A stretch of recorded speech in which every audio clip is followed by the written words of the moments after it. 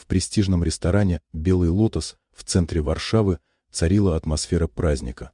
Музыка, свет хрустальных ламп и аромат дорогих блюд создавали ощущение идеального вечера. Среди гостей за главным столом сидел Эйлан Крейн, один из самых успешных предпринимателей города. В идеально сидящем сером костюме, спокойный и уверенный, он был готов сделать шаг, который должен был изменить его жизнь. Рядом находилась его невеста, Селина Маркович, безупречная, элегантная, с происхождением, которая открывала двери в любые кабинеты. Ее родители, представители старой польской элиты, обсуждали свадьбу, организацию, гостей и детали церемонии. Алан слушал вполуха. В кармане его пиджака лежала маленькая коробочка с кольцом, знаком будущего, к которому он стремился годами. Официантка, хрупкая девушка с темными волосами, подошла наполнить бокалы. Ее движения были точными, но в глазах читалось напряжение. Она поднесла бутылку к бокалу Алана и ненадолго задержалась рядом. Наклонившись, она произнесла едва слышный шепот,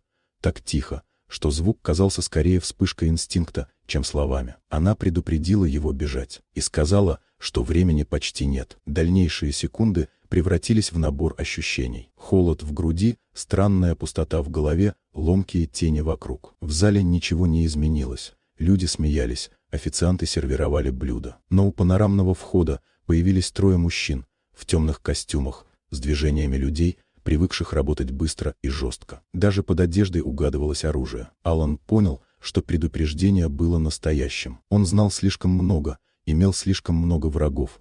И среди тех, с кем вел дела, было немало людей, для которых устранение проблемы — лишь часть стратегии. Сохранив спокойствие, он поднялся из-за стола, направляясь будто бы к туалетной комнате. Но возле зеркальной стены резко повернул к кухне. Внутри царил жар и запах блюд. Повара удивленно наблюдали за незваным гостем. У стеллажа стояла та самая официантка. Не поднимая глаз, она указала на дверь для персонала. Тяжелые шаги раздались позади. Преследователи уже вошли внутрь ресторана. Алан выскочил в темный переулок за зданием. Холодный воздух Варшавы ударил в лицо, словно ледяная плеть. Улицы, звук шагов за спиной, суженное сознание. Все слилось в инстинкт выживания. Выстрел разорвал воздух. Осколки кирпича ударили по щеке. Алан бежал, пока не увидел свет круглосуточного кафе. Влетев внутрь, он проскочил через служебный выход и выскочил на соседнюю улицу. Там стояло такси. Он упал на заднее сиденье, а водитель, увидев его состояние, без лишних слов, нажал на газ. Этой ночью Алан потерял все, что считал стабильным. Имидж, уверенность, иллюзию контроля. Несколько часов спустя он исчез из города, уехав в уединенный дом под Закопане, где раньше бывал только как турист. Там, вдали от привычной роскоши, он впервые остался наедине со страхом, с воспоминаниями и с мыслью о том, как хрупка граница между успехом и гибелью. Через несколько дней